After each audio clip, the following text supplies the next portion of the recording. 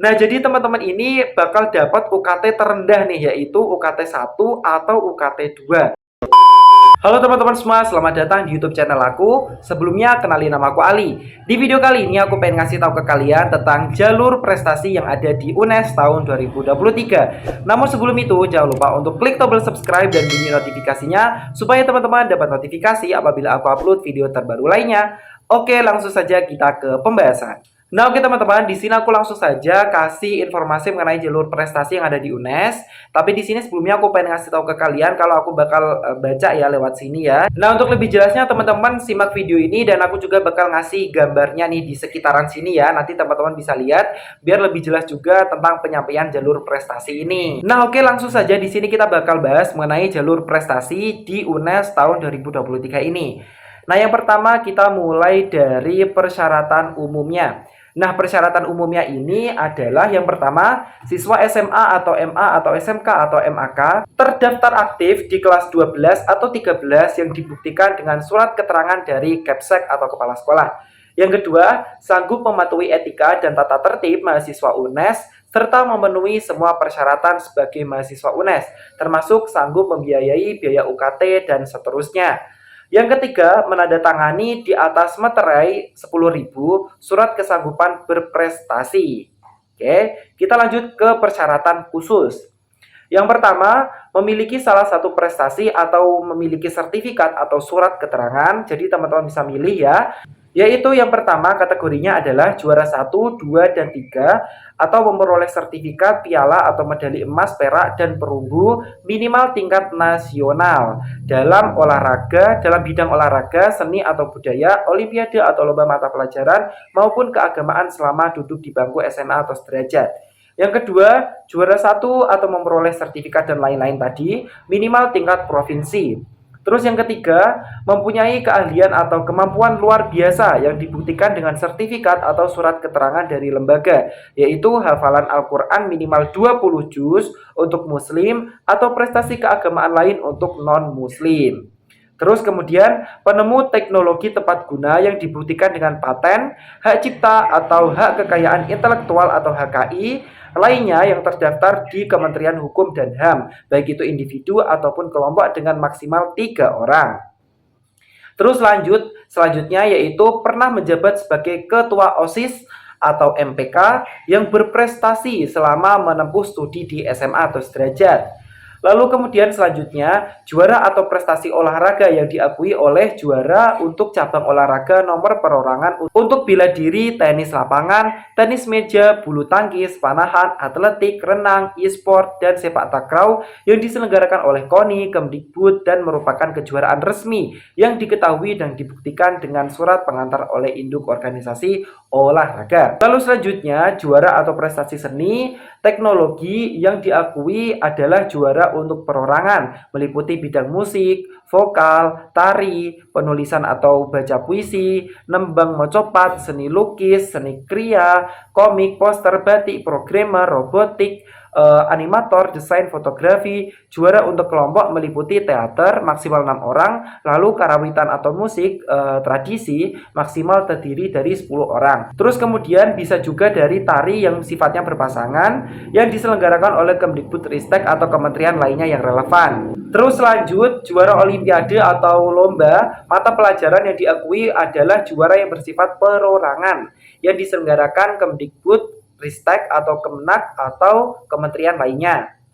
Terus lanjut, juara lomba keagamaan yang diakui adalah juara MTQ atau lainnya yang bersifat perorangan yang diselenggarakan oleh Kemenak, Kemdikbudristek atau kementerian lainnya. Lalu yang terakhir, bukti sertifikat piagam kejuaraan atau surat keterangan sesuai bidang prestasi atau kemampuan luar biasa pada huruf A sampai H yang ada di gambar tadi ya, harus disahkan oleh kepala dinas setempat atau pejabat atau pengampu yang berwenang. Jadi harus ada kayak semacam stempel atau bukti kalau itu memang sertifikat ataupun bukti yang dikeluarin dari sananya kayak gitu. Lalu untuk persyaratan yang kedua, persyaratan khususnya, lulus ujian tulis tes bahasa Inggris dan TPA atau tes potensi akademik. Nah, jadi teman-teman kalau masuk ke sini harus tes lagi ya, meskipun teman-teman udah punya sertifikat juara atau sertifikat yang lainnya tadi, teman-teman harus tetap tes lagi. Nah, oke, kita lanjut untuk waktu pendaftaran.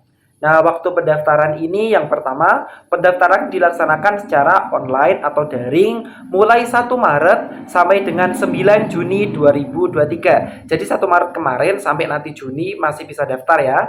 Terus selanjutnya untuk laman pendaftarannya itu di penerimaan.unes.ac.id. Nah, untuk besaran biaya yang harus dibayarkan ini berbeda-beda ya, tergantung dari pilihan program studi. Nah, yang pertama untuk program studi sosial hukum atau sains teknologi itu sebesar 300.000. Nah, untuk prodi sosial hukum dan sains teknologi nanti 350.000. Sedangkan untuk ujian keterampilan atau bagi prodi tertentu itu nanti besarnya 150.000. Nah, di jalur ini nanti teman-teman maksimal bisa milih 2 prodi aja. Nah, oke, kita lanjut ke bagian tata cara pendaftaran dan seleksi. Nah, oke, langsung saja di sini. Yang pertama, tentunya teman-teman harus masuk ke penerimaan.unes.ac.id. Terus kemudian teman-teman melengkapi biodatanya. Lalu kemudian teman-teman mengisi formulir pendaftaran secara online untuk menerima kode pembayaran berupa virtual account. Nah, nanti teman-teman bayar ya. Nah, terus kemudian teman-teman milih prodi yang diminati sesuai dengan keilmuan di sekolah. Nah, jadi teman-teman nanti maksimal milih 2 prodi seperti yang aku sebutin tadi. Nah, terus lanjut teman-teman melakukan pembayaran. Nah, terus kita lanjut. Setelah melakukan pembayaran biaya pendaftaran, peserta mengisi nilai rapor semester 1 sampai 5 dan juga prestasi. Jadi nanti teman-teman mengisi nilai rapornya itu cuma semester 1 sampai 5 dan jangan lupa teman-teman harus ngelampirin sertifikat ataupun yang semacamnya sebagai bukti prestasi karena ini jalur prestasi. Terus kemudian selanjutnya calon peserta mengunggah yang pertama file hasil pindai atau scan surat keterangan dari kepala sekolah. Terus yang kedua yaitu file pas foto berwarna terbaru dengan ukuran maksimal 500 KB rasio 400 x 600 pixel formatnya JPG. Yang ketiga, file hasil pindai atau scan identitas KTP atau semacamnya. Terus yang keempat, file hasil pindai atau scan bukti kejuaraan atau yang semacamnya. Terus selanjutnya yang kedelapan langkahnya adalah calon peserta mengisi borang pendaftaran secara lengkap pada laman pendaftaran termasuk unggah pas foto diri, unggah surat keterangan dan lain-lain seperti yang tadi aku sebutin. Terus kita lanjut ke langkah yang ke-9. Peserta yang memilih prodi seni dan olahraga juga harus mengunggah portofolio uji keterampilan sesuai dengan ketentuan. Dan terus selanjutnya mencetak bukti pendaftaran seleksi mandiri. Terus selanjutnya calon peserta mencetak dan menandatangani kartu peserta jalur prestasi. Lalu lanjut, teman-teman bisa mengikuti tes sesuai jadwal yang ditentukan. Lalu lanjut, hasil seleksi administrasi tahap 1 diumumkan di laman pendaftaran pada tanggal 12 Juni tahun 2023. Nah, terus setelah itu, peserta yang dinyatakan lolos seleksi tahap 1 wajib mengikuti tes bahasa Inggris dan TPA pada 17 sampai 18 Juni 2023. Lalu kemudian hasil final atau hasil pengumumannya akan diumumkan pada tanggal 23 Juni tahun 2023. Nah, terus kita lanjut ke ketentuan hasil seleksinya. Nah, ini perlu teman-teman perhatiin supaya teman-teman bisa memaksimalkan peluang untuk lolos di jalur prestasi UNES tahun ini. Yang pertama yaitu teman-teman harus lulus untuk tes TPA dan bahasa Inggris. Terus yang kedua yaitu kesesuaian prestasi dengan pilihan prodi dan daya tampung menjadi pertimbangan dalam proses penerimaan. Nah, untuk daya tampung ini tentunya sudah menjadi hal yang nggak usah ditanyain lagi ya. Kalau semisal daya tampungnya masih ada berarti teman-teman diterima, kalau nggak berarti nggak keterima. Nah, tapi yang perlu kita ketahui di sini nih, kesesuaian prestasi dengan pilihan prodi. Nah, jadi buat teman-teman yang prestasinya itu mengarah ke prodi tertentu, teman-teman lebih baik milih prodi tersebut. Jangan asal milih, karena ini menjadi salah satu pertimbangan buat teman-teman supaya bisa keterima di prodi tersebut. Terus yang ketiga yaitu UNES memberikan penghargaan kepada calon mahasiswa yang diterima jalur prestasi berupa keringanan biaya UKT. Wah, yaitu kategori 1 atau 2 dari semester 1 sampai 8. Wow, ini keren banget ya. Nah, jadi teman-teman ini bakal dapat UKT terendah nih, yaitu UKT 1 atau UKT 2 dari semester 1 sampai semester 8. Wah, jadi teman-teman nggak usah mikirin biaya kuliah yang terlalu mahal gitu ya. Nah, untuk besar UKT 1 itu biasanya 500.000 ya, biasanya. Terus UKT 2 itu cuma 1 juta aja. Nah, itu biasanya seperti itu. Jadi nanti per semester cuma bayar segitu aja. Terus kita lanjut ke poin keempat. Peserta peraih peringkat 1 Olimpiade atau Lomba Bidang Studi Sains, Matematika, dan TIK dan Lomba Kompetensi Siswa tingkat nasional berdasarkan penilaian panitia penguji apabila diterima sebagai calon mahasiswa baru dipertimbangkan untuk mendapatkan keringanan biaya UKT kategori 1 atau terendah per semester. Wah, ini ada spesifikasi lagi ya. Jadi buat teman-teman yang nanti ketika teman-teman itu udah menjadi juara 1 pada tingkat nasional dan keterima lewat jalur ini, teman-teman itu akan dipertimbangkan lagi untuk mendapatkan UKT terendah, yaitu UKT golongan 1. Nah, oke, kita lanjut untuk yang poin kelima.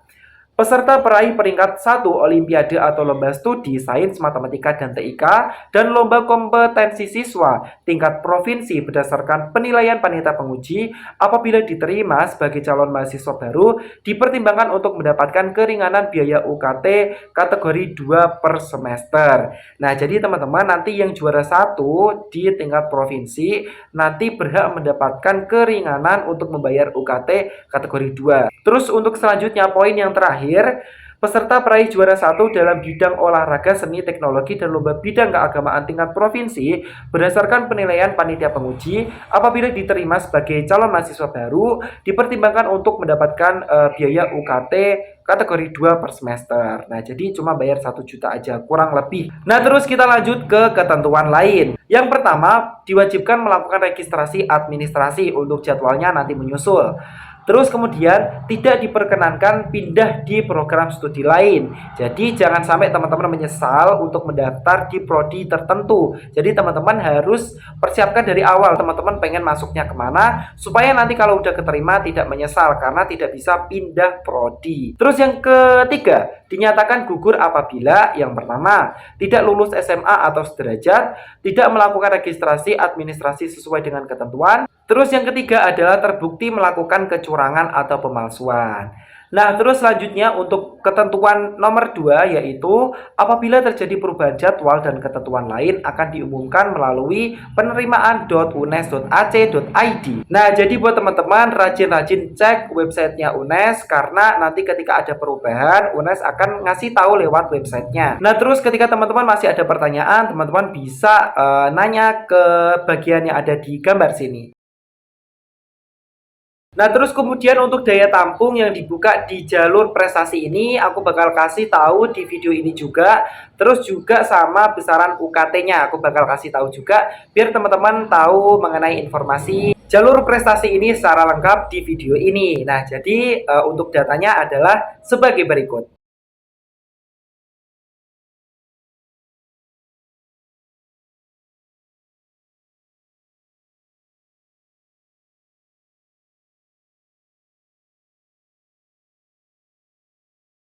Nah, oke teman-teman, sekian video kali ini. Semoga bisa bermanfaat dan semangat buat teman-teman yang pengen masuk ke UNES. Semoga bisa dipermudah dan dilancarkan jalannya menuju ke UNES. Aku pengen ngucapin terima kasih buat teman-teman yang udah nonton video ini. Jangan lupa ya untuk like, share, komen video ini, dan juga jangan lupa untuk subscribe channel YouTube aku dan bunyi notifikasinya.